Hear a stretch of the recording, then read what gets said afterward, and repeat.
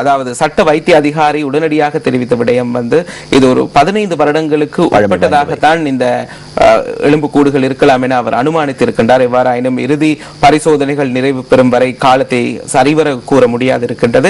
எவ்வாறாயினும் நாங்கள் ஏற்கனவே பார்த்திருந்தோம் இந்த வருட முற்பகுதியில் பரபரப்பை ஏற்படுத்திய செய்தி, அதாவது கடந்த வருடம் இறுதி முதல் இந்த வருடத்தின் ஜனவரி மாதம் அளவில் மாத்தளையில் கண்டுபிடிக்கப்பட்ட மாத்தளை வைத்தியசாலை வளாகத்தில் கண்டுபிடிக்கப்பட்ட புதைக்குழி, அதில் 155 மண்டையோடுகள் அதே போன்று எச்சங்கள் மீட்கப்பட்டன.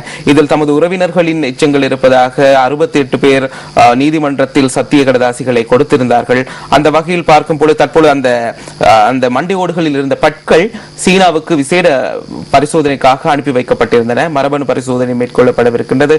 ஆகவே விரைவில் அது தொடர்பான பல்வேறு முக்கிய தகவல்கள் வெளியாகும் என எதிர்பார்க்கப்படுகிறது. ஜெஃப்ரி, தற்பொழுது அதே நிலையில் தற்போது மன்னாரில் இந்த எலும்புக்கூடுகள் மீட்கப்பட்டிருக்கின்றமை பரபரப்பு ஏற்பட்டது. அதே போல கேகாலை அவிசவல பகுதிகளிலும் கூட அண்மையில் எலும்புக்கூடுகள் கண்டுபிடிக்கப்பட்டதையும் இந்த சந்தர்ப்பத்தில் நாங்கள் ஞாபகப்படுத்த வேண்டும். அடுத்து தமிழர்களுடன் ஒன்றாக இருப்பதாய் காட்டுவதே பேச்சுக்கான அழைப்பு சுரேஷ் பிரேமச்சந்திரன் தெரிவிக்கிறார்.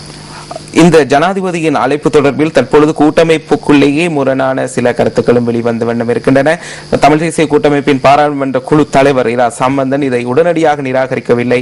அவர் இது தொடர்பில் பிபிசிக்கு அளித்திருந்த செவ்வியிலும் கூறியிருந்தார், நாங்கள் இதை உன்னிப்பாக கவனம் செலுத்தி பரிசீலிப்போம், எமது கோரிக்கைகளை ஏற்று அதாவது 13வது திருத்தத்திற்கு அப்பால் செல்லக்கூடிய ஒரு தீர்வை குறித்து பேசுவதற்கான தெரிவுக்குழு அமைக்கப்பட்டால் அதில் பங்கேற்பது குறித்து கட்டாயமாக பரிசீலிக்கப்படும் என அவர் கூறியிருந்தார். எவ்வாறாயினும் கூட்டமைப்பின் ஊடக பேச்சாளர் தற்பொழுது சுரேஷ் பிரேமச்சந்திரன் கூறியிருக்கின்றார், இது தமிழர்களுடன் ஒன்றாக இருப்பதாக ஜெனீவாவில் நடைபெறவுள்ள மனித உரிமைகள் பேரவை கூட்டத்தொடரில் எடுத்து காட்டுவதற்காக தான் தற்பொழுது இந்த அழைப்பு விடுக்கப்பட்டிருப்பதாக அவர் குற்றம் சுமத்தியிருக்கின்றார். அடுத்து ஜனவரியிலிருந்து பால்மா விலை அதிகரிக்குமாறு நிறுவனங்கள் கோரிக்கை. இந்த வருடத்தின் கடைசி சில மாதங்களில் தொடர்ச்சியாக பால்மா நிறுவனங்கள் இந்த கோரிக்கையை விடுத்து வருகின்றன. எவ்வாறாயினும் நுகர்வோர் சேவைகள் அதிகார சபை ஏற்கனவே ஓரிரு தடவைகள் கூறியிருந்தது பால்மா விலைகளை அதிகரிப்பதற்கான சந்தர்ப்பம் வழங்கப்பட மாட்டாது என. தற்பொழுது மீண்டும் அவர்கள் கோரிக்கை விடுத்திருக்கின்றார்கள். பார்க்கலாம் எதிர்காலத்தில் பால்மா விலை அதிகரிக்குமா இல்லையா என்று. பொதுமக்கள் தான் இறுதியாக பாதிக்கப்படுவார்கள், குறிப்பாக நீங்கள், நான் உட்பட பொதுமக்கள். அடுத்து உணவு தயாரிப்பு விற்பனை செய்யப்படும் இடங்களில் இன்று முதல் திடீர் சோதனை, சுகாதார அமைச்சர் அறிவிப்பு. முக்கியமாக பண்டிகை காலத்தை இலக்காக கொண்டு பல்வேறு பகுதிகளிலும் காலாவதியான உணவுப் பொருட்களை அழகாக பொதியிட்டு விற்பனை செய்வதை காணக்கூடியதாக இருக்கின்றது. குறிப்பாக புறக்கோட்டை பகுதிகளுக்கெல்லாம் நீங்கள் சென்று பார்த்தால் தெரியும், மரக்கறி வகைகள் அதே போன்று உருளைக்கிழங்கு போன்றவற்றை முன்பக்கத்தில் மிகவும் அழகாக வைத்து பின்னுக்கு பதுக்கி வைத்திருப்பார்கள். அந்த பழைய மரக்கறி வகைகள் எல்லாம் அவர்கள் அதை தான் அதிக அளவில் பொதியிட்டு விற்பனை செய்கின்றார்கள்.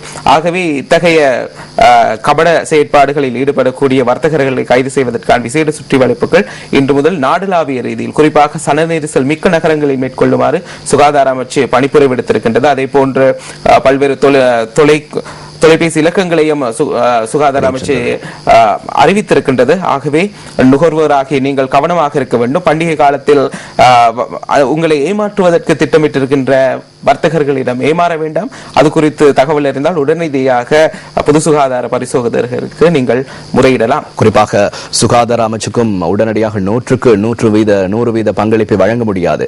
எனவே சுகாதார அமைச்சு பரிசோதனை நடத்தியிருப்பார்கள் என்று கூறி பொதுமக்கள் கவனஈனமாக இருந்துவிடக் கூடாது.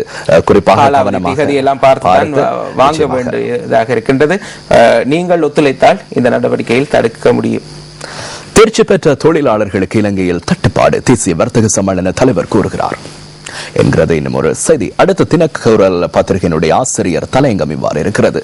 இளைஞர்கள் யுவதிகள் மத்தியில் வேலை வாய்ப்பின்மை அதிகரிப்பு. குறிப்பாக எத்தனையோ இளைஞர் யுவதிகள் படித்த பட்டதாரிகள் தொழில் இல்லாமல் மிகவும் கஷ்டத்தின் மத்தியில் வாழ்ந்து கொண்டு அது ஏற்கனவே நாங்கள் பார்த்த அந்த செய்தியுடன் தொடர்புடையதாக இருக்கின்றது. அதாவது ஒரு துறையில் தேர்ச்சி பெற்ற ஊழியர்கள் இன்மைதான் பல்வேறு சிக்கல்களுக்கு காரணமாக இருக்கின்றது. இலங்கையில் இருக்கும் இந்த கல்வி முறையில் மாற்றங்கள் ஏற்படுத்தப்பட வேண்டிய அவசியம் தற்போது அதிகளவில் பேசப்படுகிறது. காரணம், இதில் ஒரு துறையை சார்ந்த ஒரு துறையில் நிபுணத்துவம் பெற்றவர்களாக அதிலிருந்து பாடசாலையிலிருந்து அதாவது பல்கலைக்கழகத்திலிருந்து வெளிவருவது மிகவும் அரிதாக குறைவாகவே இருக்கின்றது. ஆகவே தான் ஒரு துறை சார்ந்த நிபுணர்களை உருவாக்கக்கூடிய வகையில் கல்வி திட்டத்தில் மாற்றங்களை கொண்டு வர வேண்டும் என சில தரப்பினர் கூறி வருகின்றார்கள். அடுத்த சுடரொளி பத்திரிகையினுடைய பிரதான தலைப்புச் செய்தி இவ்வாறு அமைந்திருக்கிறது. ஜெனீவாவை ஏமாற்றவே கூட்டமைப்புக்கு அழைப்பு, அரசு கபட நாடகம், எதிர்க்கட்சிகள் குற்றச்சாட்டு. ஏற்கனவே வெளிவந்த செய்தியாக இது அமைந்திருக்கிறது. அடுத்து பொம்மை ஆட்சியை உருவாக்க ஜெனீவாவில் மேற்குலகம் சதி, ஹெல உரிமையை தெரிவிப்பு. ஹெல உரிமை தொடர்ச்சியாக மேற்குலக நாடுகளுக்கு தான் குற்றம் சுமத்தி வருகின்றது. குறிப்பாக ஆப்கானிஸ்தான் போன்ற நாடுகளில் ஏற்கனவே புரட்சிகளை, அதாவது அங்கு வன்முறைகளை தூண்டிவிட்டு மேற்குலக நாடுகள் தமக்கு தேவையான அரசாங்கங்களை உருவாக்கி கொண்டதை போல் இலங்கையிலும் அவ்வாறு செயற்பட போகின்றார்கள் என தற்பொழுது குற்றம் சுமத்தி இருக்கின்றது. ஆனால் கியூபாவை போன்று இலங்கை மக்கள் இலங்கை அரசாங்கத்துடன் இருப்பதன் காரணமாக மேற்குலக நாடுகளின் சதி முடியாது. அடுத்த பிரதமர் யார்? அரசுக்குள் குழப்பம். தற்பொழுது அதிகளவில் பேசப்படுகிறது. விரைவில் தேர்தல் நடத்துவதற்கான வாய்ப்பும் இருப்பதாக கூறப்படுகிறது. அந்த வகையில் அடுத்த பிரதமர் வெற்றிடம் ஏற்பட்டால், ஏதேனும் ஒரு சூழலில் வெற்றிடம் ஏற்பட்டால் யாரை அடுத்து நியமிப்பது என தற்பொழுது ஆளும் கட்சிக்குள் குழப்பம் ஏற்பட்டுள்ளதாக இந்த செய்தி வந்திருக்கின்றது. அதுவும் கேள்விக்குறியோடு வந்ததால் அமைச்சர்களிடமெல்லாம் இது குறித்து தகவல்கள் கேட்கப்பட்டுள்ளதாகவும் இதில் தெரிவிக்கப்பட்டிருக்கிறது. நிறைய பேர் கனவு கண்டு கொண்டிருப்பாங்க. இவர்களுக்கே கேள்விக்குறி, எங்களுக்கும் கேள்விக்குறிதான். பதில் எப்ப கிடைக்கும் என்றால் நாங்கள் உடனடியாக அதை எங்களுடைய நேயர்களுக்கு வழங்கலாம். மரணத்துக்கு காரணமாகும் சமூக விரோதிகள், இது சுடரொளியின் ஆசிரியர் தலையங்கம்.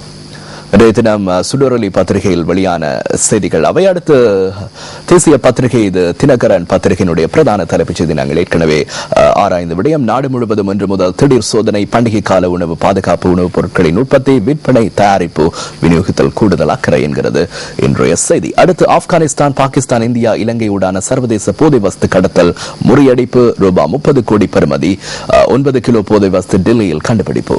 குறிப்பாக இந்த தெற்காசிய நாடுகளை மையமாக கொண்டு தான் ஏனைய நாடுகளுக்கு போதைப் பொருள் அதிக அளவில் கடத்தப்படுகின்றது. அந்த வகையில் ஒரு முக்கிய கும்பலை தற்பொழுது இந்தியாவில் மடக்கி பிடித்திருக்கின்றார்கள் அதிகாரிகள். இவர்களிடமிருந்து 30 கோடி ரூபாய் பெறுமதியான ஹெரோயின் போதைப் பொருளும் மீட்கப்பட்டிருக்கின்றது. ஆகவே இத்தகைய நடவடிக்கைகள் தொடர்ந்தும் தடுக்கப்பட வேண்டும். இந்தியாவில் மாத்திரமல்ல, இலங்கையிலும் தொடர்ச்சியாக அண்மை காலமாக பெருந்தொகை போதைப் பொருள் கைப்பற்றப்பட்டிருந்தது. இளைஞர்கள், அதாவது எதிர்கால சந்ததியை நேரடியாக பாதிக்கும் ஒரு விடயம் இந்த போதைப் பொருள் என்பது. ஆகவே இத்தகைய செயற்பாடுகள் மிகவும் வரவேற்கத்தக்கதாகவே இருக்கின்றது. அடுத்து வெங்காயம், உருளைக்கிழங்கு விலைகளில் வீழ்ச்சி, நிச்சயமாக வரவேற்கப்பட வேண்டிய விஷயம். அதிகளவானோர் மத்தியில் மிகவும் ஒரு கேள்விக்குறையையும் அதிகரிப்பு அதிகரிப்பு அதிகரிப்பு என்ற சொல்லுக்கு பதிலாக வீழ்ச்சி என்ற சொல்லை 100-2 கேட்பதற்கு மிகவும் மகிழ்ச்சியாக இருக்கின்றது. 100-2 பண்டிகை காலத்தில் ஜெஃப்ரி இவ்வாறு விலை வீழ்ச்சி மிகவும் மக்களை சந்தோஷப்படுத்தக்கூடிய ஒரு செய்தி. அதே போன்ற மரக்கறி வகைகளும் விலைகளும் தற்பொழுது சந்தையில் வெகுவாக குறைவடைந்து செல்கின்றன. குறிப்பாக வெங்காயம் என்பது அண்மை காலமாக அதிக அளவில் விலை அதிகரித்திருந்தமை குறிப்பிடத்தக்க வேண்டிய விடயம். இங்க வீழ்ச்சி, வேற எதுல அதிகரிப்போ தெரியவில்லை. அடுத்து ஈரான் கடற்படை வீரர் மீது கொழும்பில் கல்வீச்சு தாக்குதல், சந்தேக நபர் கைது, மனநோயாளி என தகவல். ஈரானின் நீர்மூழ்கி கப்பலும் யுத்த கப்பலும் தற்பொழுது கொழும்பில் நங்கூரமிடப்பட்டிருக்கின்றன. அந்த வகையில் இதில் இருந்த 2 சிப்பாய்கள் மீதுதான் இந்த கல்வீச்சு நடத்தப்பட்டிருக்கிறது. தற்பொழுது வைத்தியசாலையில் இருப்பதாக இந்த செய்தி கூறுகின்றது. அடுத்து வடமாகாண சபை திணைக்களங்கள் அமைக்கும் கோரிக்கை நிதி அமைச்சின் கவனத்துக்கு கொண்டு வந்தார் ஆளுநர் சந்திரசிறி. மாகாண வரவு செலவு திட்டத்துக்கும் அங்கீகாரம். ஏற்கனவே வடமாகாண சபை கோரிக்கை விடுத்திருந்தது. வீடமைப்பு, அதே போன்று போக்குவரத்து திணைக்களங்களை உருவாக்குவதற்கான அனுமதி கோரியிருந்தது. அந்த வகையில் தற்பொழுது ஆளுநர் இதற்கான சிபாரிசினை நிதி அமைச்சுக்கு வழங்கியிருக்கின்றார். இது தொடர்பில் நடவடிக்கைகளை மேற்கொள்ளுமாறு அவர் கேட்டுக் கொண்டிருப்பதாக இந்த செய்தி வந்திருக்கின்றது. அடுத்து இது தினகரன் பத்திரிகையில் வெளியான செய்திகள் ஜெகன். அடுத்து நாங்கள் நேரடியாக செல்லலாம் மெட்ரோ பத்திரிகையின் பிரதான தலைப்புச் செய்திக்கு. மெட்ரோ பத்திரிகையினுடைய பிரதான தலைப்புச் செய்தி, துபாய் விமான நிலையத்தில் கேமரா திருடிய ஜனாதிபதியின் ஊடக பிரிவு படப்பிடிப்பாளர் பணி நீக்கப்பட்டதாக அறிவிப்பு என்கிறது மெட்ரோ பத்திரிகையினுடைய பிரதான தலைப்புச் செய்தி. இணைய பத்திரிகையில் நாங்கள் பார்க்காத ஒரு செய்தியாக இது இருக்கின்றது.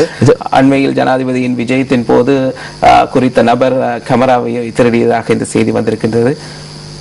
அடுத்து பேனாமூடி தொண்டையில் சிக்கி 7 வயதான சிறுவன் மரணம். மிகவும் ஒரு பரிதாபகரமான ஒரு செய்தி.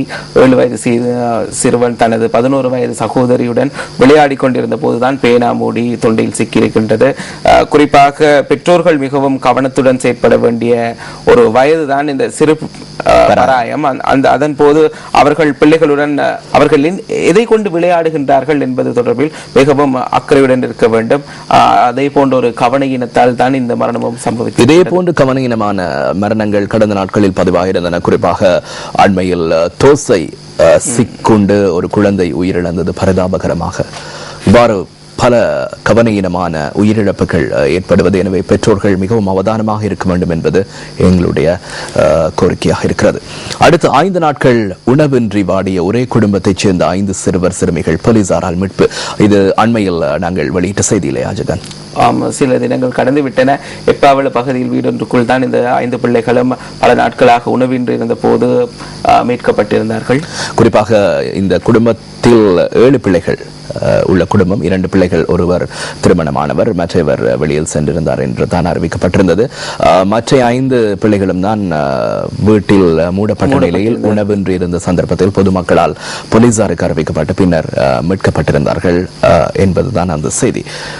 அடுத்து கொழும்பு துறைமுகத்தில் தரைத்துள்ள ஈரானிய கடற்படை கப்பல் படை வீரர்கள் மீது கல்வீச்சு ஏற்கனவே பார்த்த செய்தியாக அமைந்திருக்கிறது.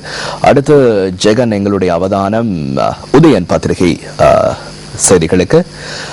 மன்னாரில் மனித புதைக்குழி, நேற்று வரை 10 சடலங்களின் எச்சங்கள் மீட்பு, நாளையும் தொடர்கிறது தோண்டும் பணி என்கிறது இன்றைய உதயன் பத்திரிகையின் தலைப்புச் செய்தி. இது ஏற்கனவே ஆராய்ந்த விடயம். எனவே அடுத்த செய்திக்கு போகலாம். சர்வதேசத்தை ஏமாற்றவை கூட்டமைப்புக்கு அழைப்பு, அரசு கபட நாடகம், எதிர்க்கட்சிகள் குற்றச்சாட்டு. இதுக்கும் நாங்கள் ஏற்கனவே ஆராய்ந்த விடயம். அடுத்து வடமாகாண முதலமைச்சருக்கு புதிய புலிகளால் அச்சுறுத்தல், பகிரங்கமாக அவரே தெரிவித்தார் என்கிறது ஒரு வித்தியாசமான செய்தி. அடுத்து வயோதிப பெண்ணின் சடலம் கிணறிலிருந்து நேற்று மீட்பு, கொலை செய்யப்பட்ட பின் வீசப்பட்டாரா கிளி, திருவையாற்றில் பரபரப்பு. இந்த செய்தியை நேற்றைய தினம் நாங்கள் வெளியிட்டிருந்தோம். குறிப்பாக 71 வயது மதிக்கத்தக்க ஒரு சடலம் தான் மீட்கப்பட்டிருக்கிறது. அதாவது கிணறில் இருந்து தான் மீட்கப்பட்டிருக்கிறது. எனவே இது கொலையா தற்கொலையா என்பது இதுவரை தெரிய வரவில்லை. குறிப்பாக மண்டையோடுகள் வடமாகாணத்தில் கண்டுபிடிக்கும் இந்த சந்தர்ப்பத்தில் பல சம்பவங்கள் இவ்வாறு இடம்பெறுகின்றன. அண்மை காலமாக குறிப்பாக வடக்கிலே கொலை சம்பவங்களும் பதிவாகி இருந்தன. பல பெண்கள் கொல்லப்பட்டிருந்தார்கள். தற்பொழுது இது தொடர்பாக உடனடியாக தகவல்கள் வெளிவராவிட்டாலும் கூட இன்றைய தினம் நீங்கள் நியூஸ் ஃபர்ஸ்டில் எதிர்பார்க்கலாம். நிச்சயமாக இதில் என்ன நடந்தது என்பது தொடர்பாக இன்றைய தினம் செய்ய முடியும். அடுத்த பிரதமர் யார், அரசுக்குள் குழப்பம் என்கிறது உதயன் பத்திரிகையினுடைய அடுத்த செய்தி. அடுத்த ஆசிரியர் தலையங்கமாக வெள்ளம் தலைக்கு மேல் உயர்ந்த பின்னரும் கனவுக்கு ஒவ்வாத கருத்துக்களேன் என்கிறது இன்றைய உதயன் பத்திரிகையினுடைய ஆசிரியர் தலையங்கம். இவை ஜெகன் இன்றைய தினம் எமது சக்தி பிரஸ் ரிலீஸ் ஊடாக நாங்கள் எங்களுடைய நேர்களுக்காக கொண்டு வந்த செய்திகள். இறுதியாக நாங்கள் நாணயம் பத்திரிகையினுடைய ஒரு சில செய்திகளை பார்க்கலாம். நாணயம் பத்திரிகையினுடைய பிரதான தலைப்புச் செய்தி, போட்டி வர்த்தகத்தை நாம் ஊக்குவிக்கின்றோம், தொழில் அதிபர்கள் மத்தியில் பிபி ஜாசுந்தர நிதி அமைச்சின் செயலாளர் கூறிய கருத்து வெளிவந்திருக்கிறது. அடுத்து இலங்கை ஜப்பானியர்களுக்கு முதலீட்டு சூழலை வழங்குகிறது, யாசுஷி ஆகாஷி கூறுகின்றார். அடுத்து ஜனவரி முதல் கடன் பத்திரங்களை அமெரிக்கா மீளப்பெற உள்ளது என்கிறது இன்னும் ஒரு செய்தி. வடக்கு சந்தைகளில் விவசாய விலை பொருட்களுக்கான கழிவு நடைமுறை நீக்கம், குத்தகை வரையிலும் மட்டுப்பாடு, வடமாகாண அமைச்சரவை தீர்மானம். அடுத்து கட்டாரில் இலங்கையர் உட்பட தொழிலாளர்களின் சம்பளம் 1.5 மில்லியன் ரியால் வழங்கப்படவில்லை என்கிறது இன்றைய நாணயம் பத்திரிகையினுடைய செய்தி. இன்றைய தினம் ஜெகன் குறிப்பாக வெளிவந்த அனைத்து செய்திகளையும் எங்களுடைய நேயர்களுக்கு நாங்கள் வழங்கியிருக்கிறோம். இனி நாளைய தினம் சக்தி பிரஸ் ரிலீஸ் நிகழ்ச்சி உங்களை காலை 6:30க்கு சந்திக்கும். மீண்டும் செய்தி அறையிலிருந்து என்னோடு இணைந்து கொண்ட ஜெகன் உங்களுக்கு நன்றிகள். நன்றி ஜெஃப்ரி. நன்றி நேயர்களே.